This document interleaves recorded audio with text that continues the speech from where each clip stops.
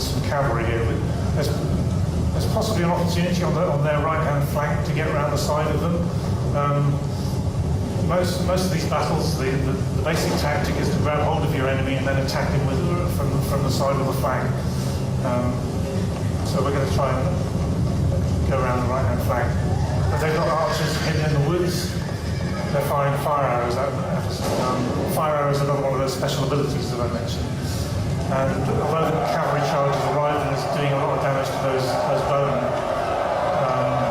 think we lost quite a lot of men on the way there.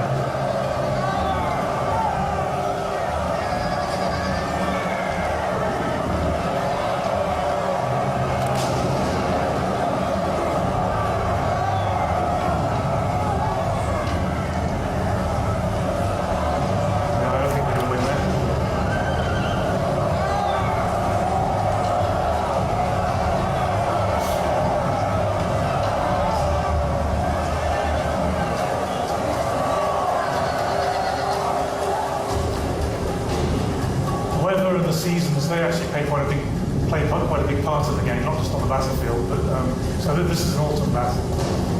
The AI has decided that now's a good time to move forward, so they're coming on to us now.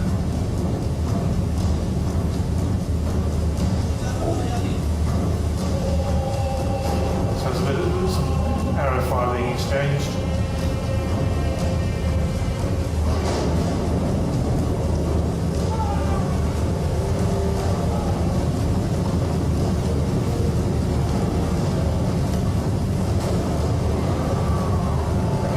Forces are now engaged.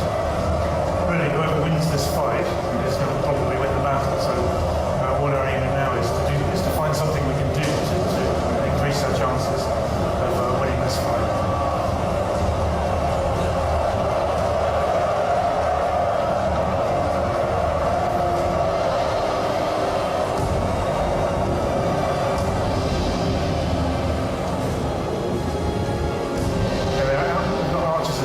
Down there. And we've got a lot of cavalry on this side, so maybe we can get around, if we can take those archers out, we can probably get around the back of their army. There we go, around the back there.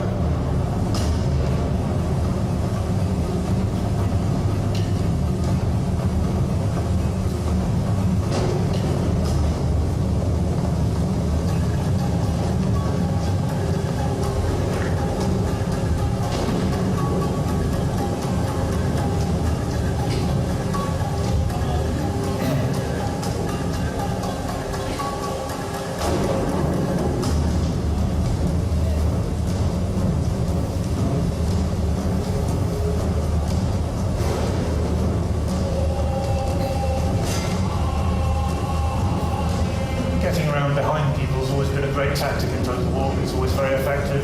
Heavy cavalry against peasant archers is no contest.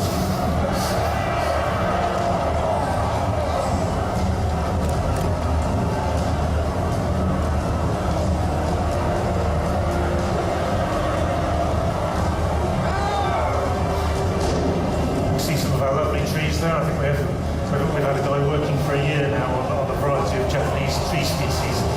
So it's one thing to do with your life, I suppose. But we have great trees as a result.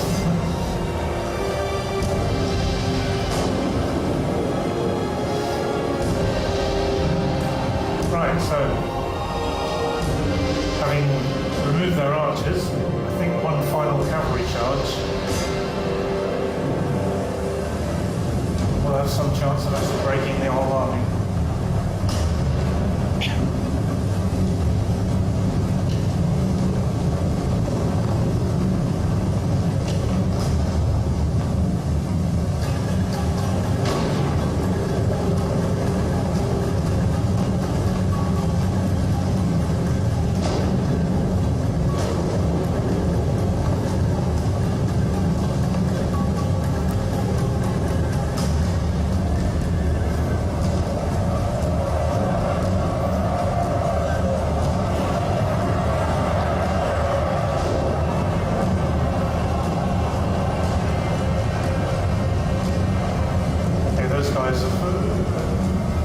have been decimated and have routed.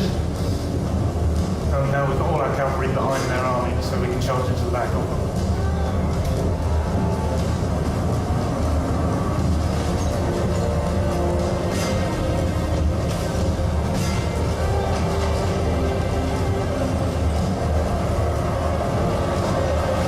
But they're already starting to run, just the threat of it.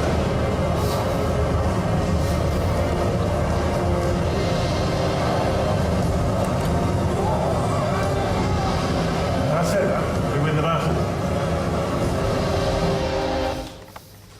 Okay, so that's a fairly good example of a fairly large-scale battle. And that one's what we call a historical battle or a custom battle. It's just set up as a one-off scenario. Most of the battles you play are generated by the armies that you've made in your turn-based strategy game meeting each other. So now we'll show you a bit of the turn-based strategy game part of the game. When we set off to design this part of the game this time round, we wanted art to be a big part of it, so we changed the way it looks quite radically. We've hidden the bits of the map that you haven't explored with a 2D map, and so you start off with just a little bit of the world that you know, and as you explore, you reveal the world in full 3D. This is pre-alpha code, so it's still got quite a long way to go. But here you're looking at, this is a map of Japan. You own one small province. There's about 60 or so provinces in the world. There's about 40 or so factions in there fighting over them. The aim of the game is for you to unite Japan under your rule and to become Shogun. At this point, okay, one of our neighbours is off to the left, has sent an army towards our territory. We're at war with these guys right from the start of the game. So the first thing we want to do is destroy that army. And the first thing we're going to do that is try and kill the general before the fight. And that sounds like dirty fighting, but that's what we're going to do. And we're going to use a geisha assassin for that. The geisha is a female ninja in disguise, and she can get close to enemy generals. She's sort of an evil assassin. But this one isn't very experienced.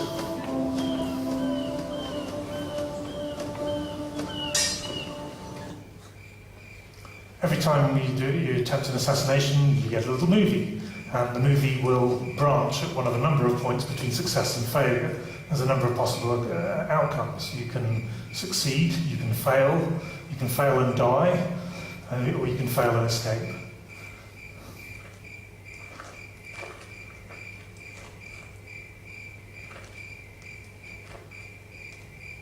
This isn't looking good.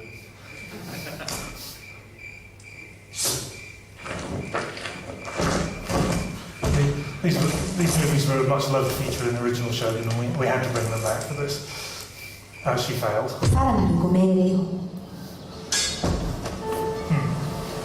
Never mind, we have a backup plan.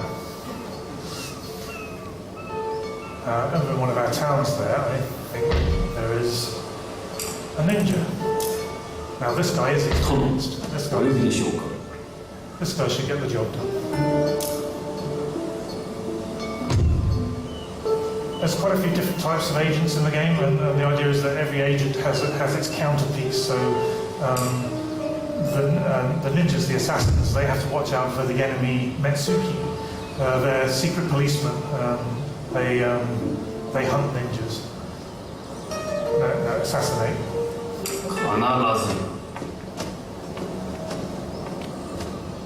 Most of the agents have multiple different missions that they can undertake. Assassination's only one of the ones that they can do.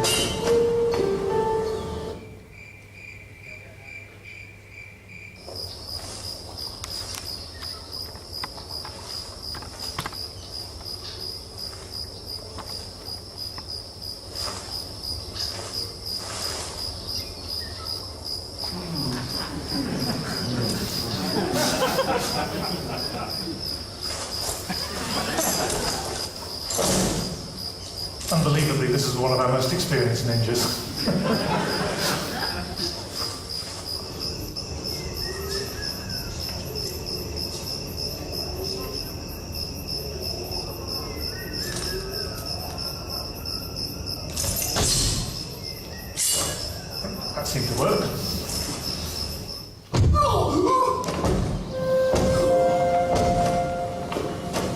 But that was a bit of a giveaway. He's leveled up as well. That's good. So we actually get to spend one of those hard-earned skill points. Well, in fact, he's got 4. So there are various different buffs that you can give your agents. He's gone for ninjutsu and exotic weapons. Yeah. So there's a little tree of possibilities, and they affect the various different missions that the agent can perform. It's probably best to move him out of the way now, because the enemy know that there's just been an assassination, and they know there's a ninja around, and they'll probably send a Mexiki looking for him, so we move him up out of the way. Right. Now, having disposed of the general, it'll be much easier to defeat that army in battle. So if we take our army, it's only a little army, but it should do the job. There's 5 units and 4 units in the general though.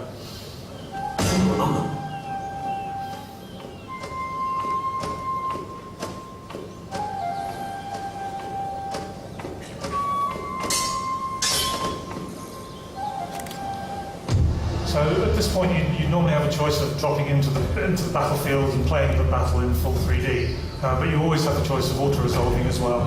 We'll do that this time. And we win. Actually, there's a third choice as well. You can request another player, another human player, to play the part of the AI for you, and get in a multiplayer battle in your single-player campaign. So we defeated him.